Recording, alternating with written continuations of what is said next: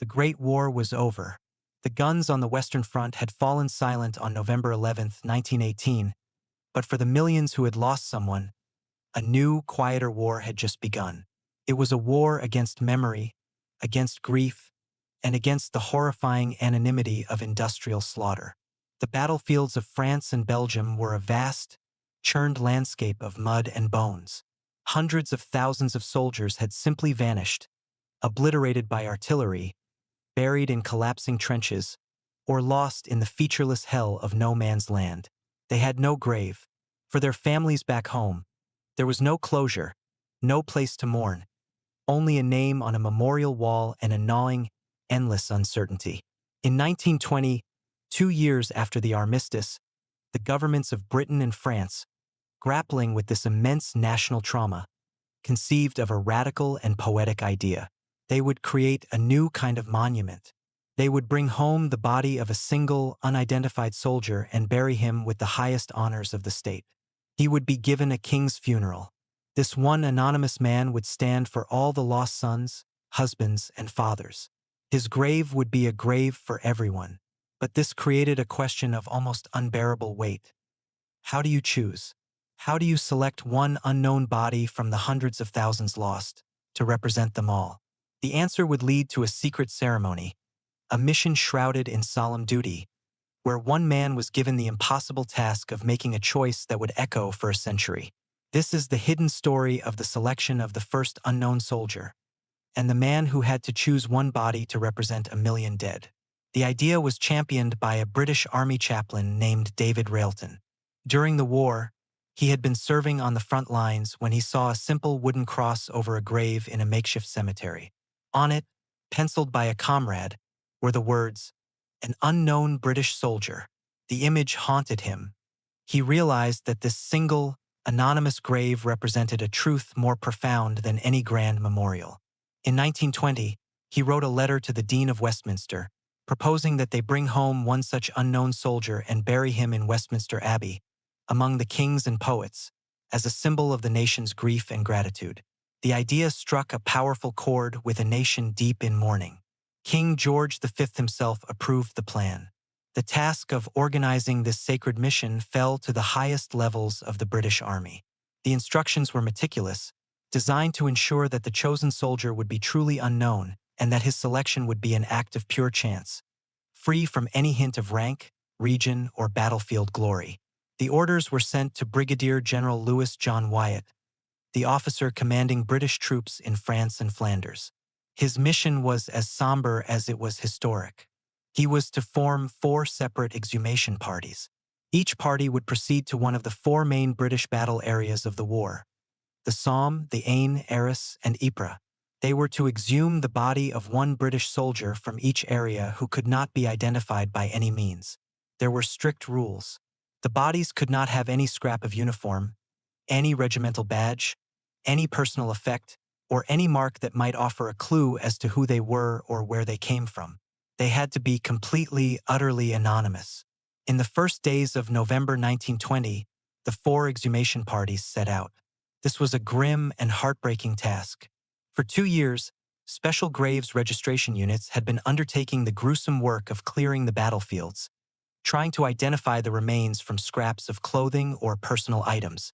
The men selected for Wyatt's mission were part of this effort, hardened to the horrors they uncovered daily. But this was different. They were not just recovering remains. They were searching for a symbol. In the mud of the Somme, one party carefully unearthed a body from a makeshift grave. At the Aisne, another found a soldier buried where he fell. The same process was repeated at Arras and Ypres. For bodies, for young men who had once been sons and brothers, were carefully placed in simple sacks and transported under military guard. Their journey was one of absolute secrecy. No one was to know which body came from which battlefield. On the night of November 7, 1920, the 4 bodies arrived at the military chapel at Saint-Paul-sur-Dernioise, near Arras. They were brought inside and placed on stretchers, each covered with a Union flag.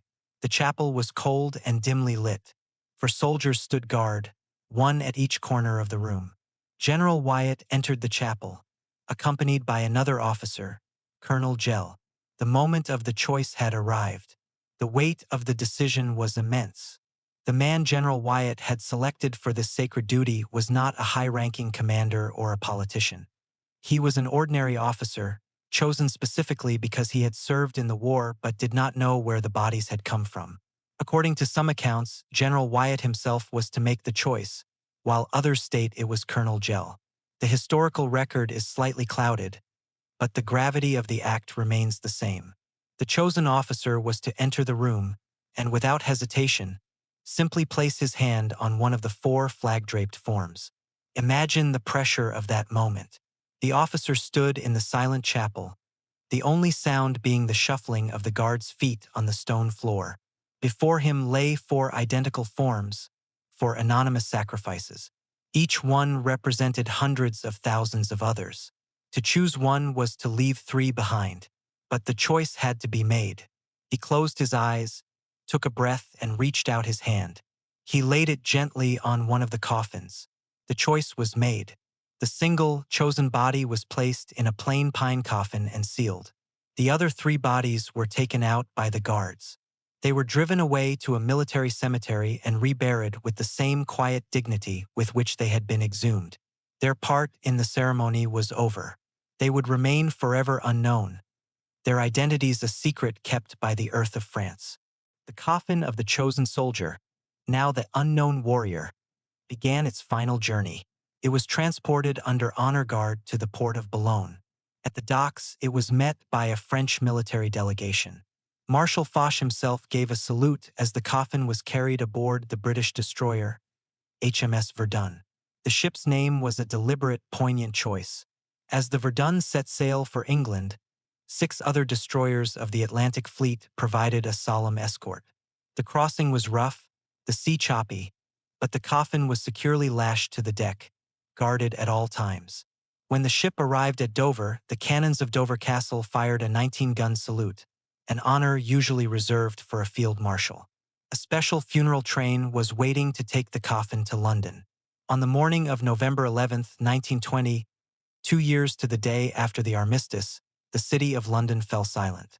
The coffin of the unknown warrior, now transferred to a magnificent casket made of oak from Hampton Court Palace, was placed on a gun carriage of the Royal Horse Artillery. Draped in the Union flag, upon which lay a crusader's sword and a steel helmet, it began its final procession through the streets. The crowds were immense, silent, and overwhelmingly emotional. Millions of people lined the route. Men removed their hats. Women wept openly. Every single person in that crowd had lost someone: a father, a son, a brother, a husband. And for them, the man in that coffin was theirs. He was the focus of all their unresolved grief, their unanswered questions, their unending love. The procession made its first stop at the Cenotaph in Whitehall, a new, stark white memorial that had just been unveiled by King George V. The king himself was the chief mourner. He placed a wreath of red roses and bay leaves on the coffin. His handwritten card read, "In proud memory of those warriors who died unknown in the Great War, unknown and yet well known, as dying, and behold they live. George Eri." Then the procession continued to Westminster Abbey. The pallbearers were not generals or politicians, but a hand-picked group of a dozen decorated senior officers from the Army, Navy, and Air Force. The Abbey, the ancient church of English kings and queens, was filled with 1,000 invited guests, nearly all of them women who had lost their husbands or sons in the war. They were the true chief mourners. As the coffin was carried down the aisle, the choir sang the funeral sentences. It was placed on the edge of a grave dug in the nave, just inside the west door. The soil that would be used to fill the grave was not English soil. 100 barrels of earth had been brought over from the main battlefields of France and Flanders. The unknown warrior would be buried in the soil for which he had died. The king stepped forward and sprinkled a handful of the French earth onto the coffin. The congregation sang the hymn, "Abide with Me." The last post was sounded by buglers, followed by a 2-minute silence. Then, as the coffin was slowly lowered into the grave, the reveille was sounded, a symbol of resurrection and the promise of a life to come. The ceremony was over, but for the people of Britain, the journey had just begun. In the week that followed, over 1 million people filed past the open grave in Westminster Abbey, forming a queue that stretched for miles. They came to pay their respects, to lay a single flower, to say a silent prayer. Each person saw in that grave the face of their own lost loved one. It was a national catharsis, a collective outpouring of grief that the country desperately needed. The grave was sealed with a slab of black Belgian marble, inscribed with words that would become famous. Beneath this stone rests the body of a British warrior, unknown by name or rank, brought from France to lie among the most illustrious of the land. They buried him among the kings because he had done good toward God and toward his house. The story of Britain's unknown warrior immediately inspired the world. The idea was so powerful, so resonant, that other nations rushed to create their own. France had conducted a similar ceremony on the very same day, burying their soldat and canoe beneath the Arc de Triomphe in Paris. In 1921, the United States followed suit. The American process of selection was remarkably similar. 4 unidentified American soldiers were exhumed from 4 different American military cemeteries in France. The 4 identical coffins were brought to the City Hall in Châlons and Champagne. The choice fell to a decorated but ordinary soldier, Sergeant Edward F. Younger, who had been wounded in combat. He was given a spray of white roses and told to walk around the coffins 3 times, then place the roses on the one he chose. He later said he felt a strange spiritual guidance as he made his selection. He placed the roses on the 3rd coffin from the left. The American unknown soldier was brought home aboard the cruiser USS Olympia, the same ship that had served as Admiral Dewey's flagship during the Spanish-American War. He was buried with full military honors at Arlington National Cemetery on November 11, 1921, in a tomb overlooking Washington, D.C. The tradition spread across the globe. Italy, Portugal, Belgium, Romania, and dozens of other countries created their own tombs of the unknown soldier. Each one became a sacred national shrine, a focal point for remembrance and a symbol of the immense, anonymous sacrifice of modern warfare. The story of the first unknown soldier is a story about how a nation, and indeed the world, found a way to mourn. In an age of industrial killing, where men could be rendered unrecognizable by a single shell, the very concept of a good death and a proper burial had been destroyed. The tomb of the unknown soldier restored a small measure of that dignity. It was an acknowledgement that every single life lost, even those whose names were lost to history, mattered. It gave millions of grieving families a place to focus their sorrow, a symbolic grave for their own unknown warrior. The man chosen by General Wyatt in that quiet chapel was a single individual. We will never know his name, his rank, his hometown, or the circumstances of his death. We don't know if he was a young boy fresh from school or an older man with a family waiting for him at home. We don't know if he died heroically in a charge or quietly in his sleep from a stray piece of shrapnel. And that is precisely the point. His anonymity is his power. He is not one soldier. He is all of them. He is the embodiment of the more than 700,000 British and Commonwealth soldiers, and millions more from all nations who have no known grave. The act of choosing him, a random, almost mystical selection from among the countless dead, was a profound act of faith. It was a declaration that even in the face of incomprehensible loss, a single anonymous life could carry the weight of a nation's grief.